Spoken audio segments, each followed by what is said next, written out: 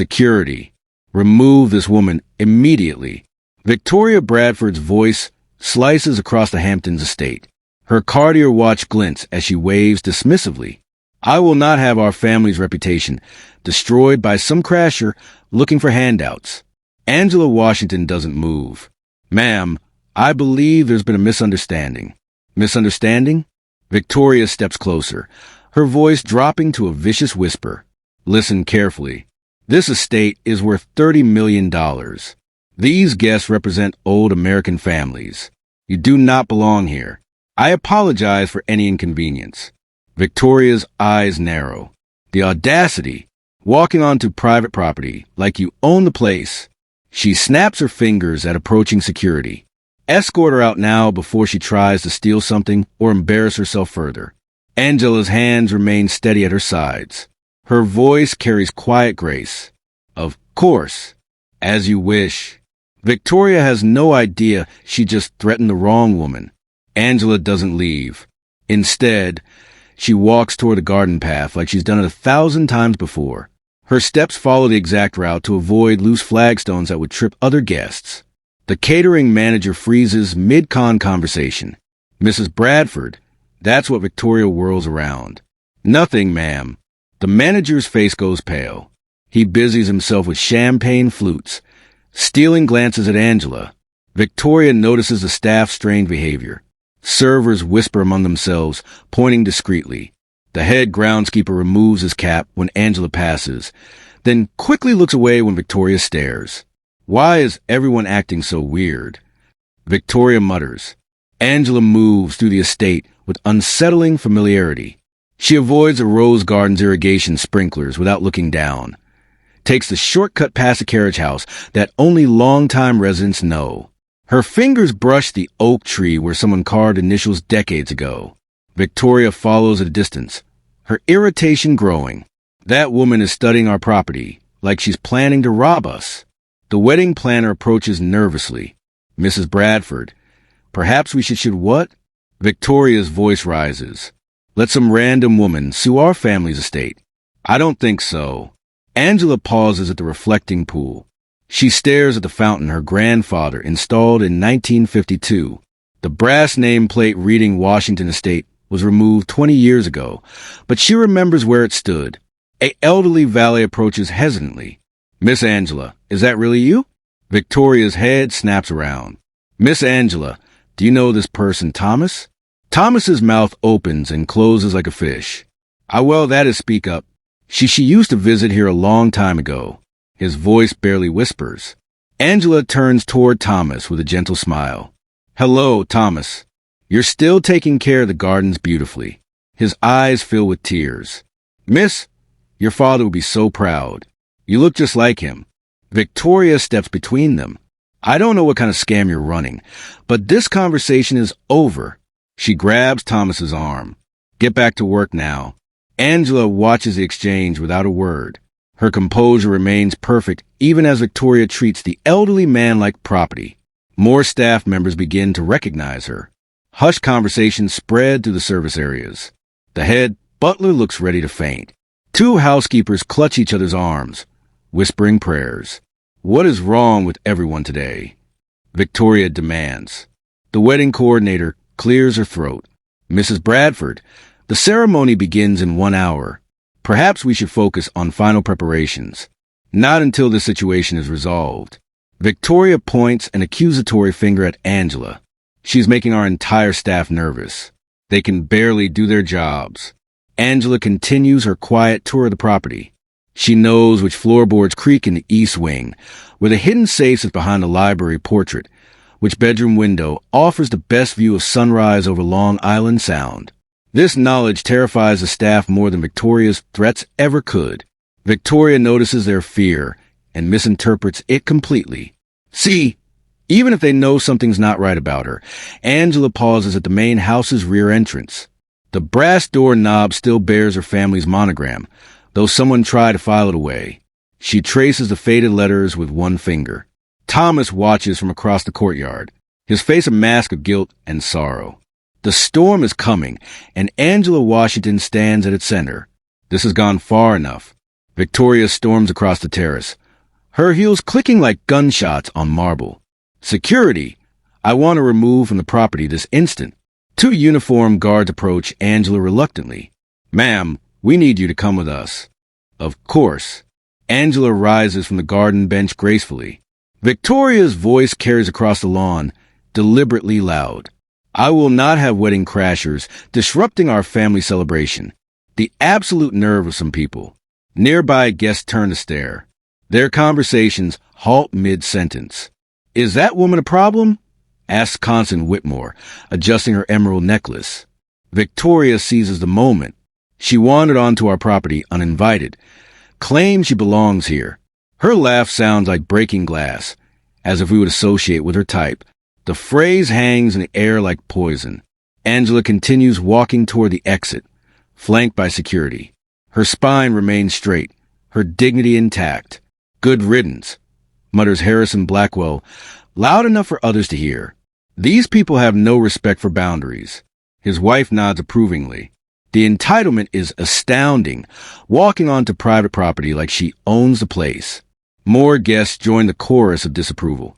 Their voices grow bolder, crueler, probably looking for handouts or planning to steal something. Should have called the police immediately. Angela pauses at the garden gate. She turns back toward the house, memorizing faces, taking mental notes of who speaks, who stays silent, who looks away in shame. Victoria notices the careful observation. What are you doing? Why are you staring at our guests? I'm simply appreciating the gathering. Angela's voice remains calm as silk. Appreciating. Victoria's face flushes red. You mean intimidating? Making our guests uncomfortable with your presence.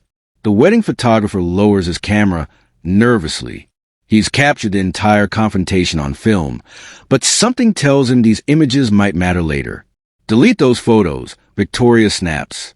I won't have this embarrassment documented. Yes, ma'am. He quickly scrolls through his camera, but doesn't actually delete anything. Angela notices this exchange with interest. Her lawyer's instincts catalog every detail. Thomas, the groundskeeper, watches from behind a hedge, wringing his cap in weathered hands. Other staff members peer from windows, their faces etched with guilt. Why does everyone keep staring? Victoria demands. Get back to work, all of you. The servers scatter, but continue stealing glances at Angela. Their discomfort is obvious to anyone paying attention. Victoria's friend Margaret approaches. Darling, who was that woman? The staff seems terrified of her. Some delusional person who thinks she belongs with decent society. Victoria's voice drips with contempt. The audacity of walking onto our property without invitation.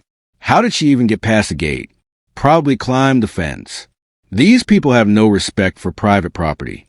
Angela reaches the estate's main entrance. The iron gates bear the same Washington family crest that once adorned every building on the property. She runs her fingers across the metal scrollwork her great-grandfather commissioned in 1924. The security guard notices her gesture. His face goes white. Ma'am, we should go in a moment. Angela studies the brass name plate welded over the original family name. The cover job was sloppy, done in haste 20 years ago. Behind her, the wedding guests continue their satisfied chatter about removing the intruder. They congratulate themselves on protecting their social circle. Victoria addresses a crowd like a victorious general. Ladies and gentlemen, please forgive the disruption. Some people simply don't understand their place in society. Applause ripples through the assembled elite.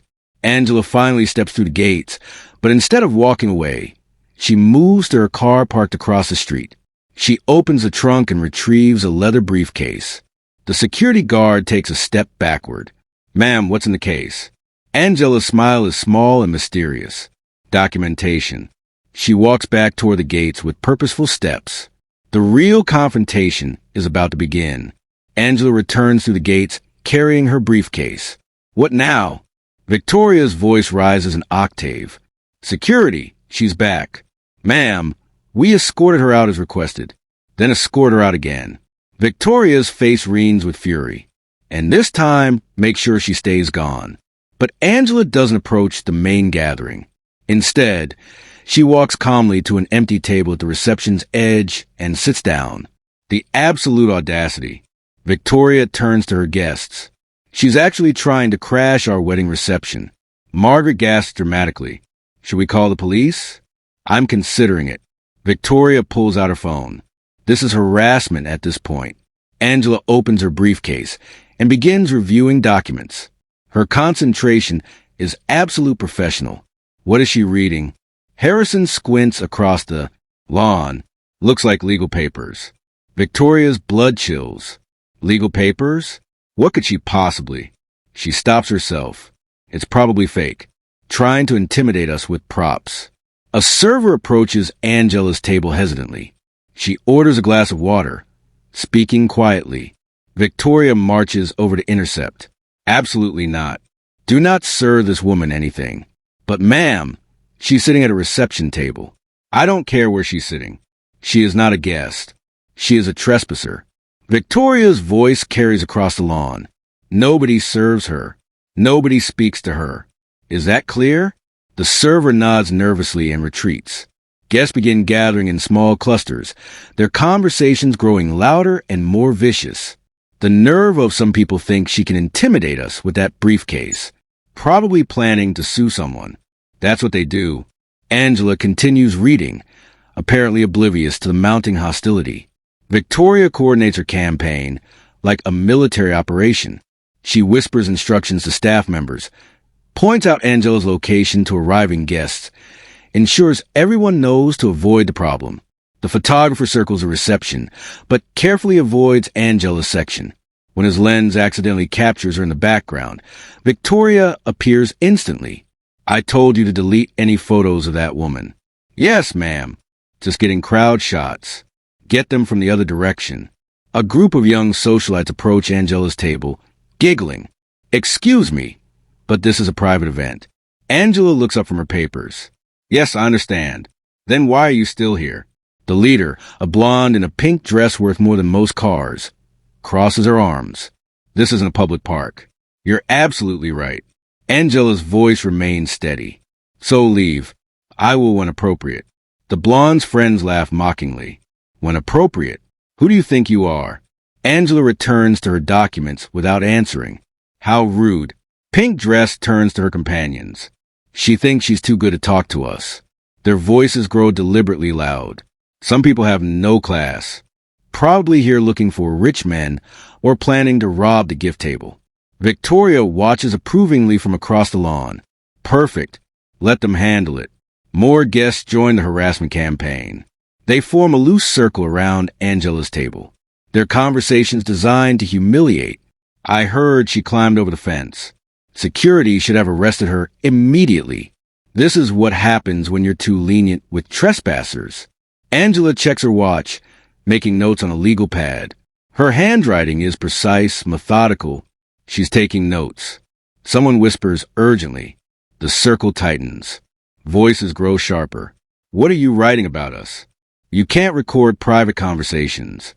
This is harassment. Angela closes her notepad calmly. I'm simply documenting my observations. Documenting? Victoria pushes through crowd. Are you threatening us? Not at all. Just maintaining records. Records of what exactly? Angela's smile is enigmatic. Behavior patterns, social dynamics, power structures. The crowd exchanges nervous glances. Victoria's anger reaches a breaking point. You're trying to intimidate my guests with your amateur psychology nonsense. Well, it won't work. Of course not. Angela stands gracefully. That's not my intention. Then what is your intention? Angela gathers her papers methodically to observe how people treat those they perceive as powerless. Powerless? Victoria laughs harshly. Honey, you have no idea what real power looks like, don't I? The question hangs in the air like a challenge. Victoria feels the crowd's attention shifting. Security. Remove her now, or I'm calling the police myself. Wait. A new voice cuts through the tension. Detective Ray Coleman approaches from the parking area, his wedding invitation visible in his breast pocket. His eyes lock on Angela with instant recognition. His face goes completely white. Jesus Christ, he breathes. Angela, what are you doing here? Victoria spins around. You know this woman? Ree looks between Angela and the hostile crowd surrounding her. His police training kicks in, reading the situation instantly. Yeah, he says slowly. I know her. The crowd leans forward eagerly. Well, who is she? Ray's mouth opens and closes. He looks at Angela, who gives the slightest shake of her head. He swallows hard. She's someone you don't want to mess with. But Victoria isn't finished with her victory lap yet. Someone I don't want to mess with. Victoria's laugh is shrill. Ree, darling, you're being dramatic. She's just some woman who wandered onto our property. Ray Coleman stares at Angela with something approaching awe. Ma'am, I had no idea you'd be here today. Hello, Detective Coleman. Angela's voice carries quiet warmth. Congratulations on your promotion. Thank you. Yuri catches himself. Thank you, ma'am. The crowd notices his deference immediately. Ray Coleman is 6 feet of solid muscle, a decorated police detective. He doesn't defer to anyone. Ree, what's wrong with you? Victoria demands. Why are you acting so strange? Ray removes his hat respectfully. Mrs. Bradford, perhaps we could discuss this privately. Discuss what? There's nothing to discuss. This woman is trespassing on our family property. Your property? Ray's eyebrows raise slightly. Of course, it's our property. The Bradford family has lived here for 20 years. Ray looks at Angela again. Her expression remains perfectly neutral. Ree! Victoria snaps her fingers like summoning a dog. Stop staring at her and do your job. Arrest her for trespassing. I can't do that. What do you mean you can't? You're a police officer. Mrs. Bradford, trust me on this. You don't want me to arrest her? The crowd murmurs in confusion. Margaret whispers urgently to Harrison. Why won't he arrest her? Victoria's voice rises to near hysteria. Ray Coleman, I've known you since you were in diapers. Your mother and I went to school together. Now arrest this woman, or I'm calling your supervisor. Ray's face hardens. Go ahead and call him. See what he says. What is that supposed to mean? It means some people are above your pay grade, Victoria. The insult hits like a physical blow. Victoria staggers backward. How dare you speak to me that way? How dare you speak to her that way? Ree nods toward Angela. Pink Dress steps forward boldly. Who is she? Some kind of criminal you've arrested before? Ray's laugh is bitter. Lady, you have no idea. Then tell us. Ree looks at Angela questioningly. She gives the slightest nod. She's someone with more authority than anyone at this wedding. Authority? Harrison scoffs. What kind of authority could she possibly have? The kind you don't question. Victoria's confusion turns to rage. Stop speaking in riddles. If she's so important, why is she crashing our wedding? Maybe she's not crashing it. Of course, she's crashing it. We didn't invite her. Did you invite everyone who belongs here? The question silences the crowd. Angela checks her watch again. Detective Coleman, perhaps we should let them enjoy their celebration. Of course, ma'am. Whatever you think best. His continued deference is driving Victoria insane. Ray, what has gotten into you? Nothing. I just know who I'm dealing with. And who exactly are you dealing with? Ray looks around the circle of hostile faces. At the staff members watching nervously from the sidelines, at the mansion rising behind them like a monument to old money privilege. Someone who could change all your lives with a phone call. That's ridiculous. Is it? Ray's smile is grim. Mrs. Bradford, do you know who actually owns this property? Victoria's face goes white. What kind of question is that? A simple one. Who holds the deed to this estate? The Bradford family. Obviously. Ree nods slowly. And you're sure about that? Of course I'm sure. It's our home. Angela closes her briefcase with a soft click. The sound seems louder than thunder in the sudden silence. Ray Coleman pulls out his phone. Mrs. Bradford, let me help clear this up. There's nothing to clear up. Victoria snaps. This is our property. Then you won't mind if I run a quick property search. His fingers fly across the screen. Nassau County property records are public information. Victoria's eyes dart nervously. That's completely unnecessary. Just being thorough. Ray's police training shows in his methodical approach. Let's see. 47 Meadowbrook Lane, Southampton. The crowd presses closer, sensing drama. Here we go. Ray's face goes grim. Interesting. What's interesting? Margaret demands. Ree looks at Angela, who nods. Permission. According to county records, this property was originally owned by James Washington, purchased in 1924. That's ancient history. Victoria waves dismissively. The Bradford family has owned this estate for decades. Actually, no. Ray continues scrolling. James Washington's estate was passed to his son, Robert Washington, in 1952, then to Robert's daughter. He pauses dramatically. Angela Washington. The silence is deafening. That's impossible. Harrison sputters. The Bradfords bought this property legally. Ray shakes his head. No sale recorded. The property transferred through inheritance to Miss Washington in 2003. Victoria's face drains of color. There must be some mistake in the records. County records don't lie. Ray's voice carries cop authority, but let's double check. He makes a phone call. Hey, Maria. Ray Coleman. Can you pull the complete file on 47 Meadowbrook Lane? Yeah, I'll hold. While they wait, Angela opens her briefcase again. She removes a manila folder thick with documents. What are those papers? Pink Dress asks nervously. Property deeds, tax records, inheritance documentation. Angela's voice is library quiet. Would you like to see them? Victoria lunges forward.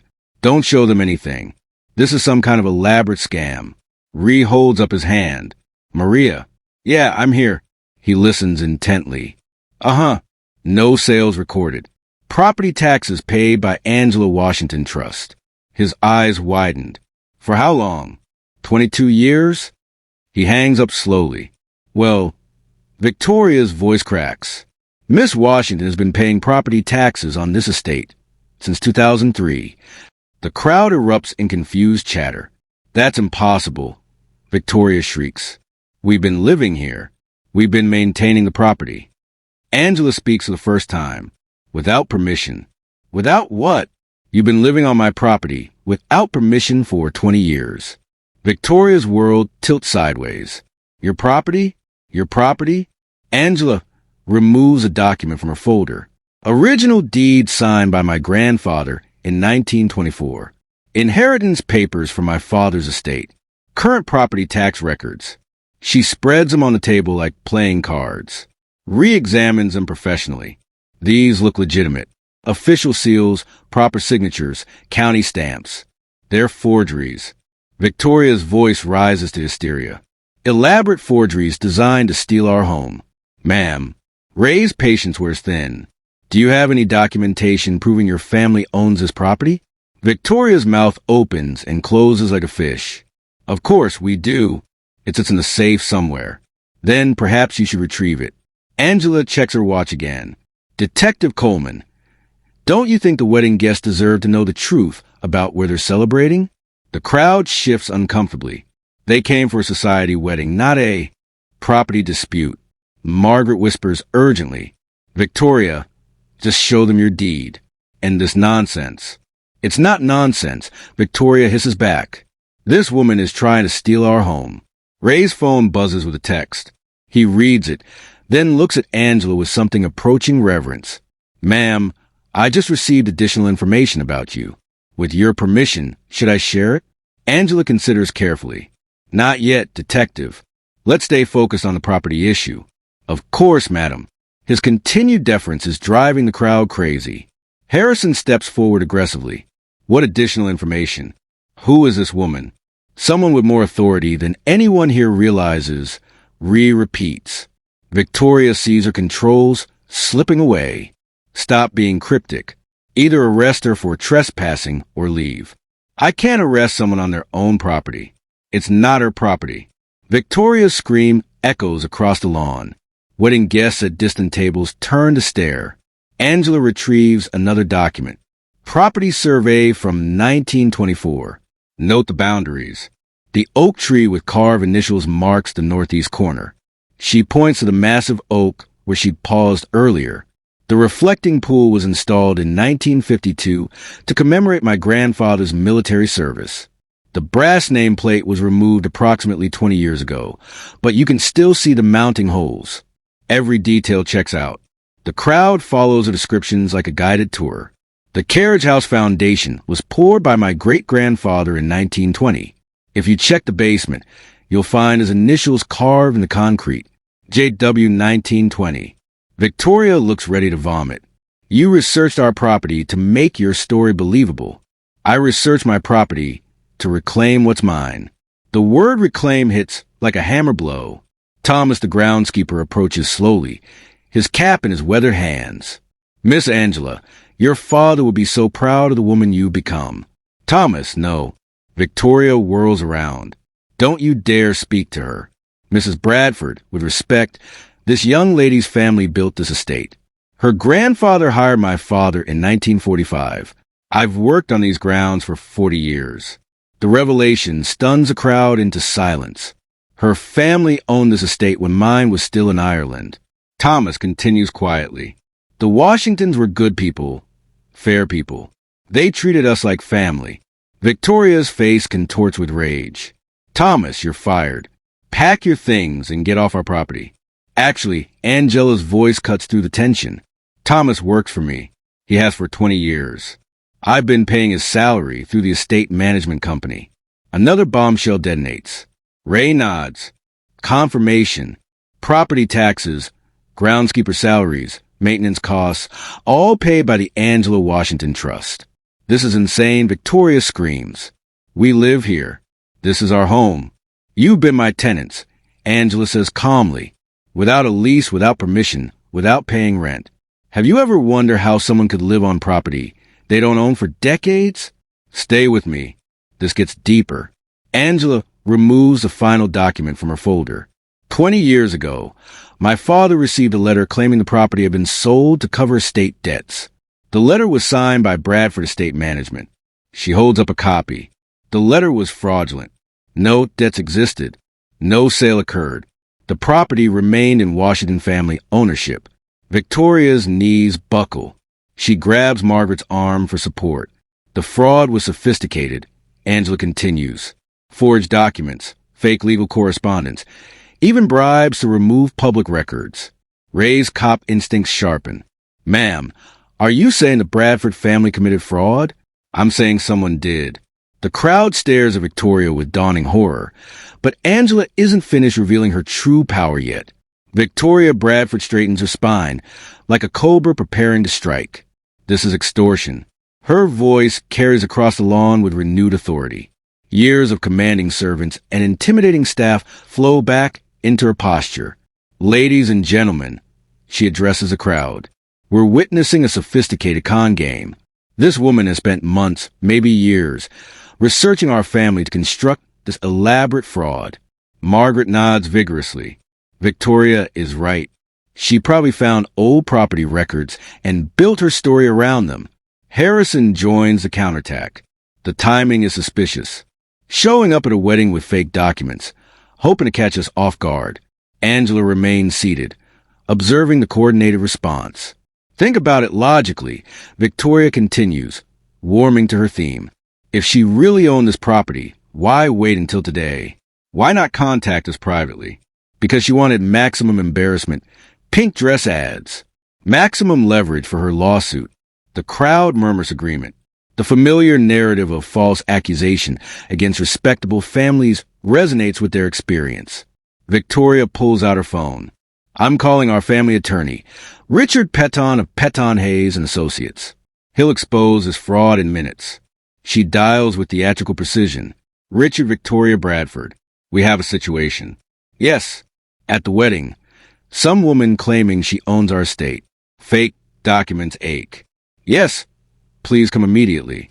Victoria hangs up triumphantly. Our lawyer is on his way. He's handled property disputes for 30 years. He'll know forgeries when he sees them. Ray Coleman shifts uncomfortably. Mrs. Bradford, maybe you should wait. Wait for what? To be swindled. Victoria's confidence soars. Ray, I understand she's fooled you with her act, but you're a police officer. Use your training. My training tells me your training should tell you to arrest someone attempting fraud. The crowd rallies behind Victoria's newfound strength. She's right, Harrison declares. This whole performance reeks of a setup. Margaret points an accusatory finger at Angela. Look at her sitting there so calmly. She planned this whole thing. Victoria seizes a momentum. Exactly. She researched our family, learned our wedding date, crafted fake documents, even bribed that old fool Thomas to support her story. Hey now, Thomas protests weakly. Shut up, Thomas. Victoria snaps. You're probably part of this scam. How much did she pay you? Angela speaks quietly. Mr. Thomas has been receiving his normal salary, nothing more. Normal salary from who? You don't have any money to pay salaries. Victoria's voice grows stronger with each word. Look at her, everyone. Does she look like someone who owns a $30 million estate? Where's her jewelry? Her designer clothes? Her expensive car? The crowd examines Angela's modest navy dress with renewed suspicion. Exactly. Margaret chimes in. Real wealth doesn't need to announce itself this desperately. Victoria approaches Angela's table like a predator. Where's your Rolls Royce? Your servants? Your security detail? Where are the trappings of real wealth? Angela's silence feeds her confidence. I'll tell you where. Victoria continues. In her imagination, this is what delusion looks like. People. Mental illness combined with criminal intent. Harrison nods sagely. We see this all the time. People who can't accept their station in life, so they construct elaborate fantasies. Pink Dress laughs mockingly. She probably lives in a studio apartment and dreams about owning estates. The attacks grow more personal, more vicious. The entitlement is staggering. Margaret sneers, thinking she deserves what successful families have built. Victoria circles Angela like a shark. You know what this is really about? Jealousy. Pure, simple jealousy of people who've earned their success. Mrs. Bradford. Reed tries to intervene. You should really stop. Stop what? Defending our family's property, our reputation, our right to live without harassment. Victoria's voice reaches a crescendo. This woman has disrupted our daughter's wedding, traumatized our guests, and attempted to steal our home with forged documents. I want her arrested for fraud, trespassing, and harassment. The crowd applauds spontaneously. Richard Petton will have her in jail by evening, Victoria declares. We'll sue for defamation, emotional distress, and attempted theft. When we're finished, she'll spend years in prison regretting this mistake. Angela checks her watch once more. Were you timing? Victoria demands. Your escape before the police arrive. Not at all. Victoria leans down, her face inches from Angela's. Listen carefully. Whoever you are, you picked the wrong family to mess with. We have connections you can't imagine. Lawyers who destroy you. Judges who golf at our country club. I see. You see nothing. You're about to learn how real power works in this country. Victoria straightens triumphantly. Money talks, honey, and we have more of it than you'll see in 10 lifetimes. The crowd cheers Victoria's dominance, but Angela Washington checks her watch one final time and smiles. Actually, Mrs. Bradford, I think it's time you learn how real power works. She opens her briefcase and removes a single black folder. Ray Coleman sees a federal seal embossed on the cover and takes 3 steps backward. Jesus Christ, he whispers. Victoria stopped talking right now. But Victoria is drunk on her perceived victory. What now, Ray? Another fake document. Angela stands slowly, the black folder in her hands. The real demonstration of power is about to begin. Angela stares at the black folder in her hands. For a moment, the weight of 20 years crashes down on her shoulders. She remembers her father's phone call that terrible morning in 2004. Baby girl. Something's happened to the house. His voice had been broken, confused. They say we don't own it anymore. They say there were debts, legal problems. I don't understand, Angela. My daddy built that house with his own hands. Victoria notices Angela's hesitation and pounces like a predator sensing weakness. What's wrong? Having second thoughts about your little scam? The crowd grows bolder, sensing victory. She's stalling. Harrison laughs, probably trying to figure out how to escape. Margaret steps closer. Look at her hand shaking. The guilt is eating her alive. Angela thinks about her father's funeral 3 years later. He died still believing he'd somehow lost a family estate. Died thinking he'd failed his ancestors, failed his daughter. Daddy never got to see his home again. She whispers. Victoria's smile turned savage. What was that? Feeling sorry for yourself? My father died thinking he'd lost everything. Good. Maybe this will teach you not to covet other people's property. The cruelty hits like a physical blow. Angela's composure finally cracks. Victoria sees the tears forming and moves in for the kill. Oh, now we get the soba story. Let me guess. Poor little girl whose daddy filled her head with fairy tales about owning mansions. The crowd laughs approvingly. Pathetic. Pink dress sneers. Absolutely pathetic. Angela closes her eyes, fighting back 20 years of pain and rage. Victoria leans down again, her voice a vicious whisper. Your father was probably a drunk who gambled away whatever little money he had. Then he filled your head with lies about some imaginary inheritance. Stop. Angela's voice barely carries. Stop what? Telling the truth. Your whole family is probably a long line of losers and criminals. Margaret joins the attack. Look at her, Victoria. This is what failure looks like. This is what happens when people don't know their place. Angela remembers her grandfather's stories about building this estate. Her great-grandfather's immigration from Virginia. For generations of Washington family history rooted in this soil. All stolen. All denied. All mocked by these people who've lived on her land like parasites. Victoria circles her again. You know what the saddest part is? You actually believe your own fantasy. You convince yourself you deserve something you never earned. This has to be mental illness. Harrison adds, normal people don't construct these elaborate delusions.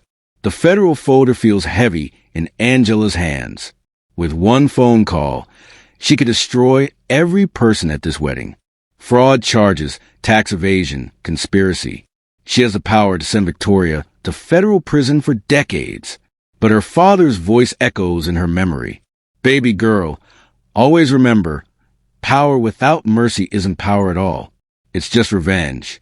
Have you ever been pushed so far that you wanted to use every weapon at your disposal? Tell me in the comments what you would do. Victoria mistakes Angela's silence for surrender. Finally accepting reality, ready to admit this was all a pathetic lie, Angela opens her eyes. The tears are gone, replaced by something much more dangerous. Judicial calm. Mrs. Bradford, you mentioned that money talks. Damn right it does. And that you have connections I can't imagine more than you'll ever see. Angela stands slowly, the black folder held like a weapon.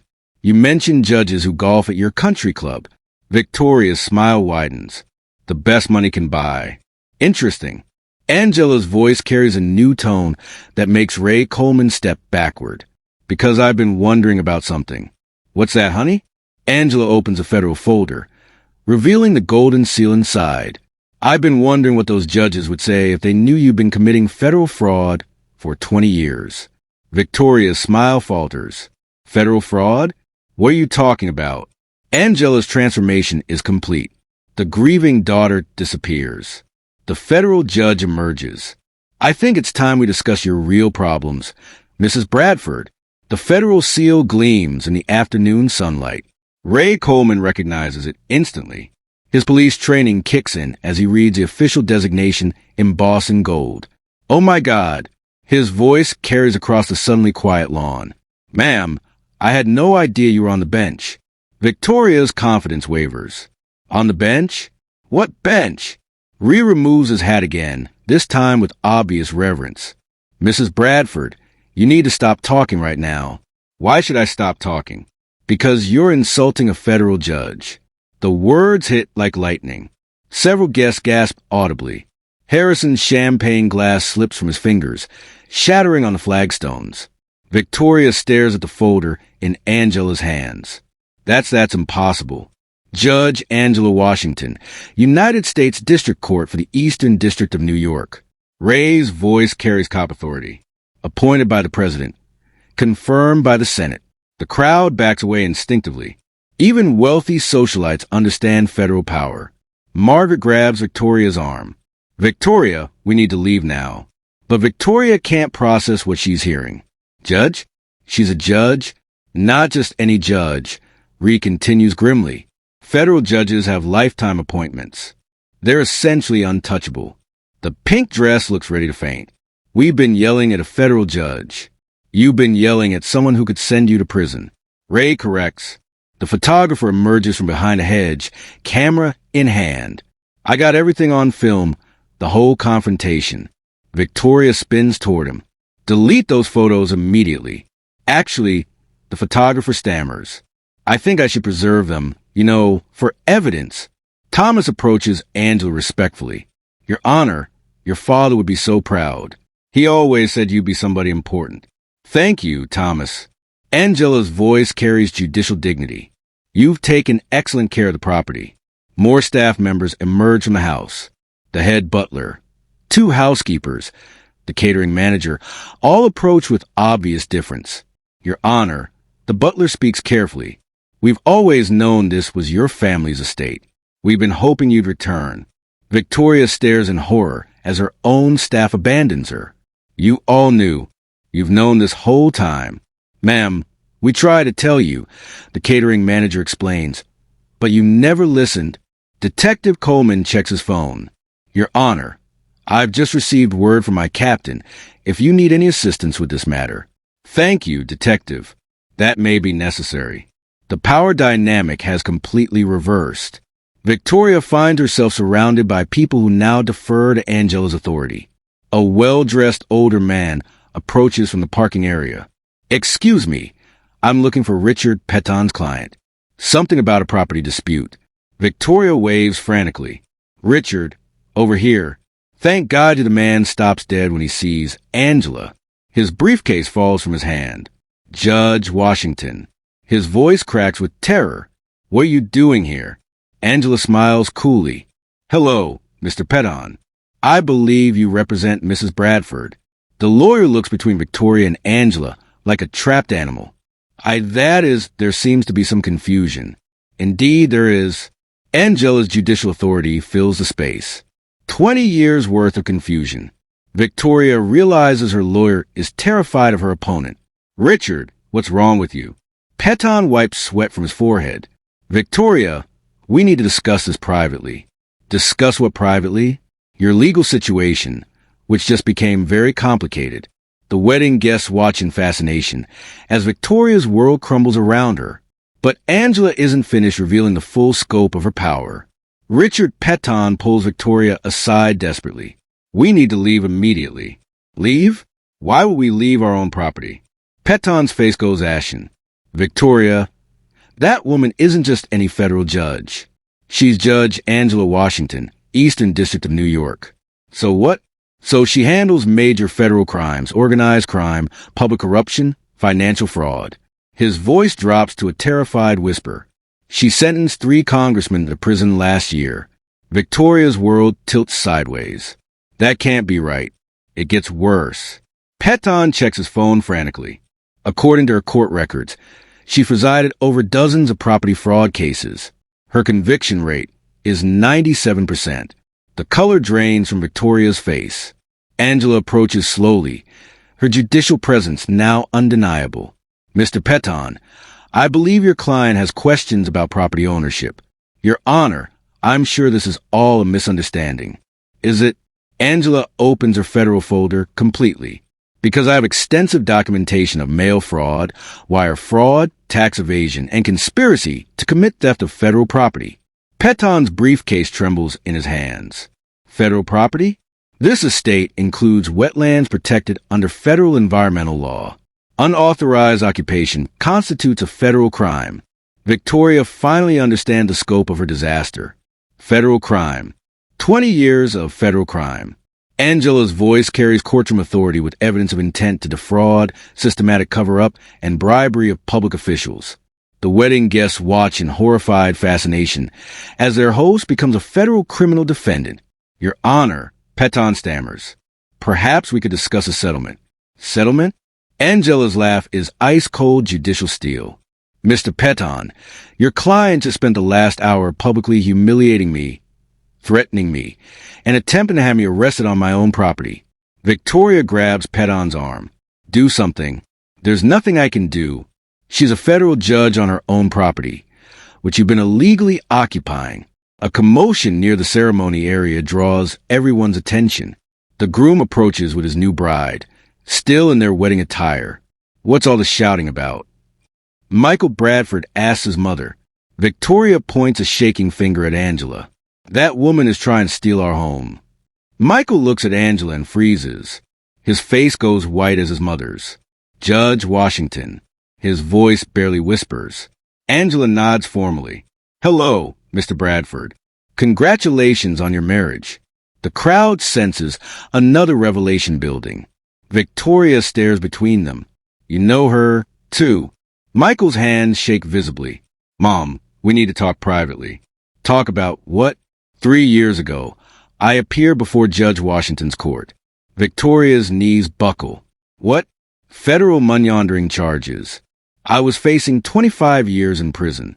Michael's voice cracks with emotion. Judge Washington showed mercy.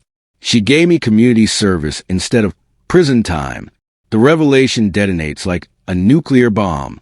She saved my life, Mom. I would have spent my best years in federal prison, if not for her compassion.